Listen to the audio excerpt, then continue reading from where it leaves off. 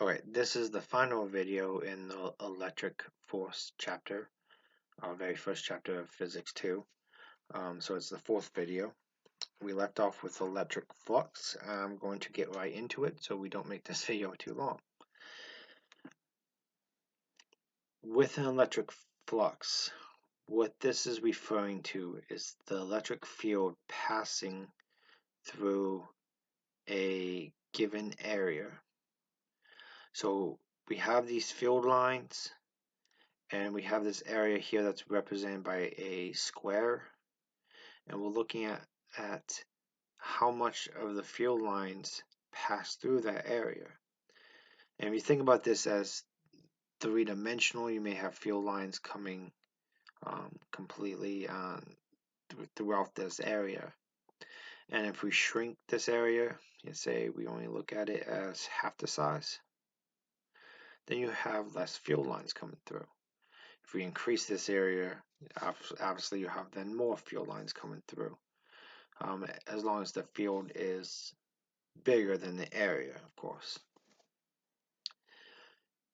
We also have to take into account the angle, and so the angle that this area is at, if it's directly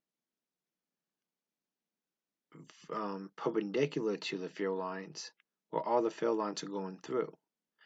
If it's directly parallel, so this is the outside edge here, then none of the field lines are going through. And we have to take that into account. And then if it's at a certain angle, we have to figure out how much the field lines are going through. And that would be considered the electric flux. So with the equation, we got some variables I want to just go over real quick. E is going to be electric field. That's how we introduced E. I don't think I actually said it, but that's E is going to be standing for electric field. Always measure Newton coulombs. This delta A is the area field passing, it's the area that the field is passing through. And of course this is going to be usually meters squared. Angle is the angle between the field and the line perpendicular to the area. And so the angle here, we see that the line perpendicular to the area is the same line as the field. And then, I'm sorry, the line perpendicular to area is this dotted line. And then the line, the solid line is the line that's in the direction of the field. And this angle is between this perpendicular line on this solid line here. And then the electric flux has this weird notation. This is a capital Greek letter. I forget which Greek letter, but it's a common one used for flux. It looks like just a circle with an I going through it. And we will get also a magnetic flux, so that's why there's a little E there to refer to it as the electric flux.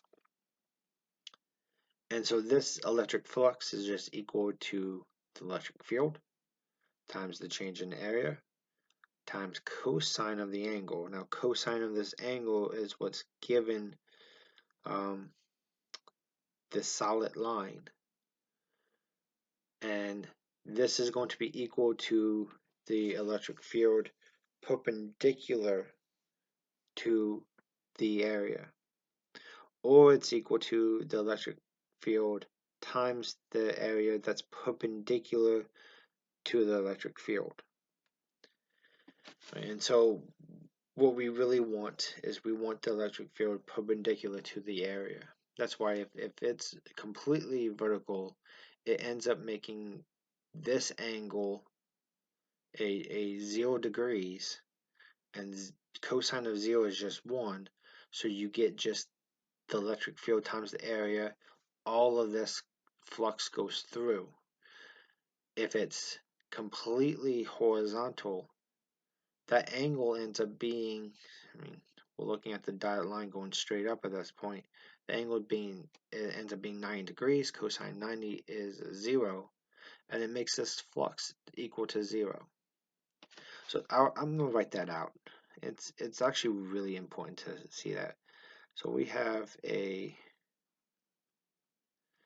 area with the perpendicular line going straight up, and the flux line, I'm just going to do one line going horizontal. This gives 90 degrees. And so your flux equals E delta A cosine 90, which equals 0. On the other side, if the flux is going directly through this, your dotted line is the same line, you get an angle that's equal to 0 degrees, and so your flux is E delta A cosine 0, which is just E delta A.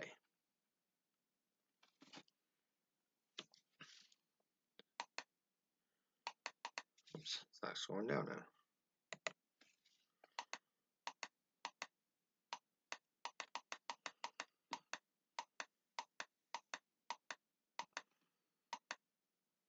Okay. So Gaussian law involves the total flux through some closed surface. And this surface doesn't always have to be a nice square. And we actually will look at surfaces sometimes that are more strange in shape. But we're looking at any shape that's enclosing some volume space.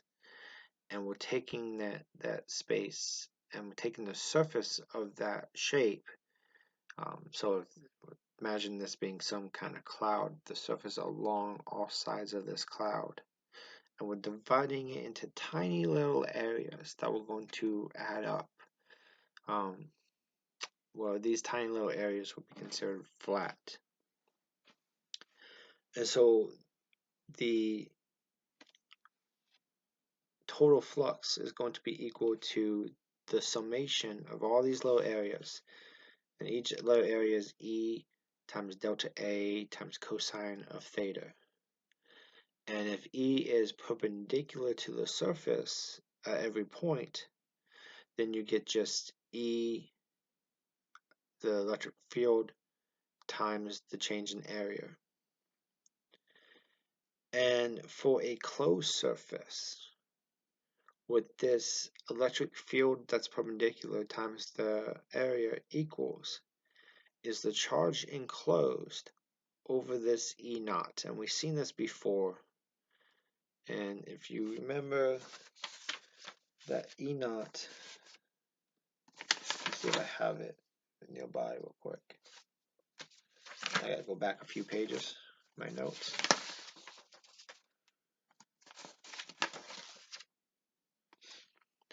Is 8.85 times 10 to the negative 12.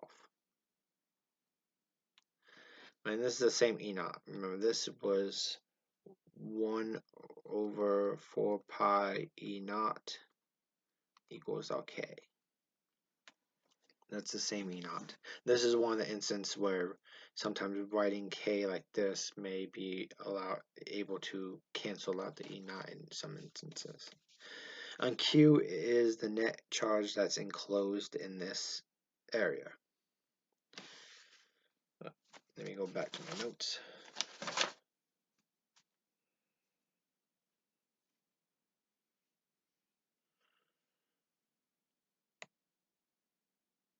Oops, did not mean to do that.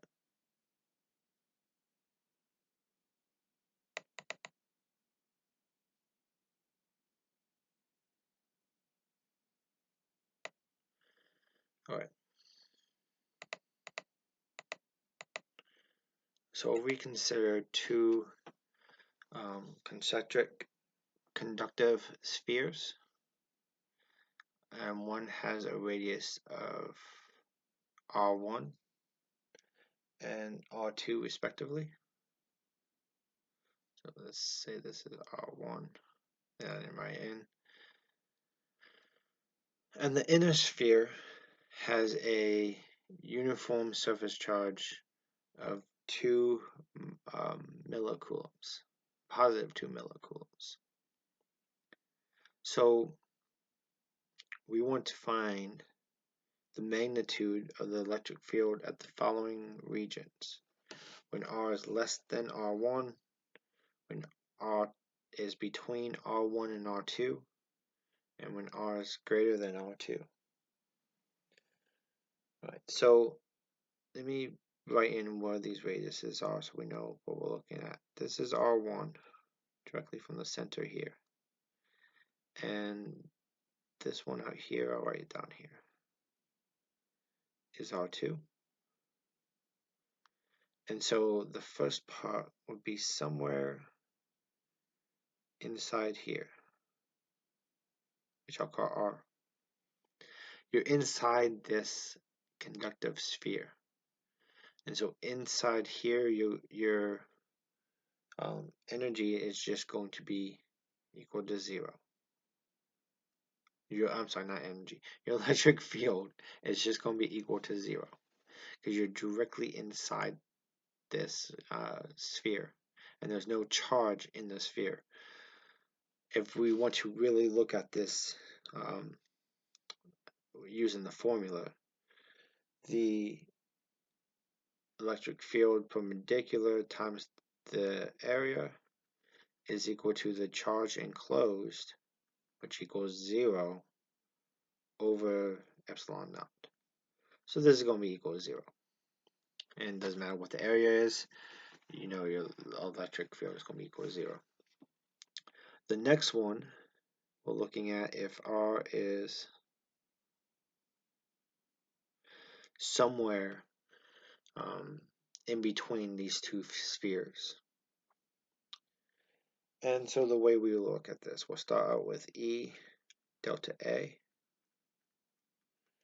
equals the charge enclosed over epsilon naught. Now, the delta A, we're dealing with a sphere, so the A is going to equal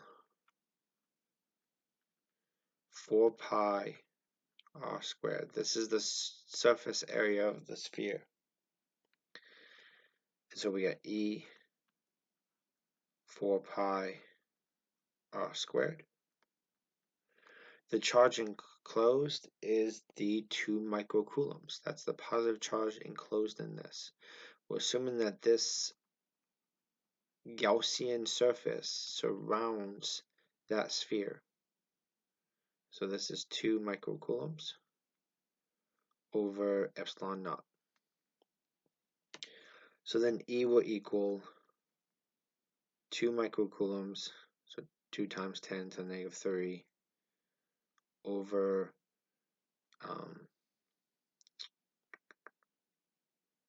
4 pi epsilon naught r squared. And if you notice, the 4 pi epsilon naught, that is just k. Well, 1 over that is just k. So you have k times 2 times 10 to the negative 3 over r squared, which, if you notice, is the equation for electric field given a certain point charge. And then the last one, this is again the electric field times the area, change in area, charge enclosed over epsilon naught. And very, very similar, the electric field times 4 pi r squared is still your area. You're just dealing with a bigger Gaussian surface.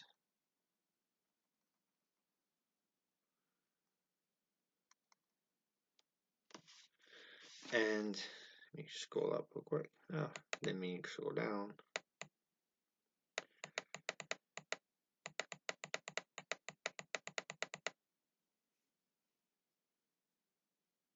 you're dealing with a outside Gaussian surface and an inside sphere.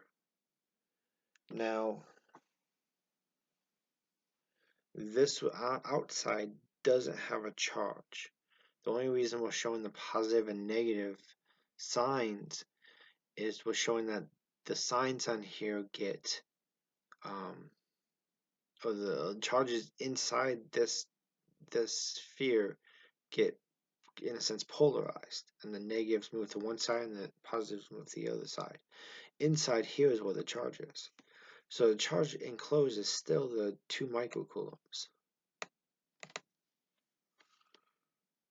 So this becomes 2 microcoulombs over epsilon naught. And this will become the same thing we have up here. E equals K times 2 times 10 to the negative 3 over R squared. Difference here is your R has to be R greater than whatever R2 is. And here your R is less than R2, but greater than R1. And so your electric field won't be the same because R is changing, but the K and the 2 times 10 to the negative 3 will remain the same. And so that's how kind of the Gaussian surfaces work. If we had another charge on this, we would have to take that into account as well, but we didn't. Okay, so this is the end of the electric force chapter.